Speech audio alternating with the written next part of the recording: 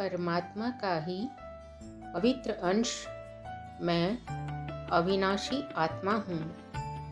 परमात्मा प्राण स्वरूप है। मैं भी अपने आप को प्राणवान बना रही हूँ। परमात्मा दुख नाशक है। मैं भी दुखदायी मार्ग का त्याग करती जा रही हूँ। ईश्वर आनंद स्वरूप है। मैं भी अपने जीवन को आनंदमय बना रही हूँ और दूसरों के आनंद में भी वृद्धि कर रही हूँ। भगवान तेजस्वी हैं। मैं भी निर्भीक, साहसी, वीर, पुरुषार्थी और प्रतिभावान बन रही हूँ। ब्रह्म श्रेष्ठ है। श्रेष्ठता, महानता, आदर्शवादिता एवं सिद्धांतमय जीवन नीति अपनाकर मैं भी श्रेष्ठता की ओर अग्रसर हो रही हूँ। वह जगदीश्वर निष्पाप है। मैं भी पापों से, कुविचारों से और कुकर्मों से बचकर रहती हूँ। ईश्वर दिव्य है। मैं भी अपने आप को दिव्य गुणों से सुसज्जित करती हूँ। संसार को कुछ देते रहने की देवनीति अपना रही हूँ। इसी मार्ग पर चलकर मेरा मनुष्य जीवन सफल होने वाला है।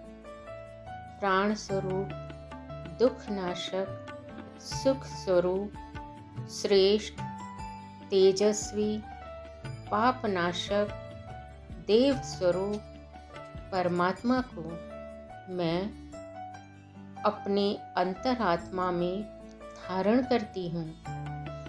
इस विश्व ब्रह्मांड के कण कण में प्रभु समाये हुए हैं। वे मेरे चारों ओर हैं, भीतर बाहर हैं, सर्वत्र फैले हुए हैं। मैं उन्हीं में रमण करती हूँ, उन्हीं के साथ हंसती हूँ, उन्हीं के साथ खेलती हूँ। वे ही मेरे चिर सहचर हैं। लोभ, मोह, वासना और तृष्णा का प्रलोभन दिखाकर पतन के गहरे गर्त में धकेल देने वाली कुबुद्धि से, माया से बचकर मैं अपने आप को अंतर्यामी परमात्मा की शरण में सौंपती हूँ। उन्हें ही अपने हृदय आसन पर स्थापित करती हूँ।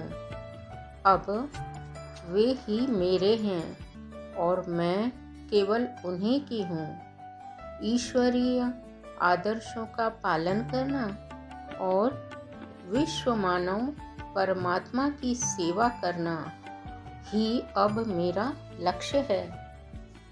सद्बुद्धि से बढ़कर और कोई दैवी वरदान नहीं है। इस दिव्य संपत्ति को प्राप्त करने के लिए मैं तप कर रही हूँ। आत्मचिंतन करके अपने अंतःकरण चतुष्टय में मन, बुद्धि, चित्त, अहंकार में छिपकर बैठी हुई कुबुद्धि को बारीकी से ढूंढती हूँ और उसे बाहर निकाल फेंकती हूँ। अपनी आदतों, मान्यताओं, भावनाओं, विचारधाराओं में जहाँ भी कुबुद्धि पाती हूँ उसे हटा देती हूँ। असत्य का त्याग और सत्य को ग्रहण करती हूँ। अपनी भूलों को सुधारती हूँ और विवेक संगत बातों को मानती हूँ।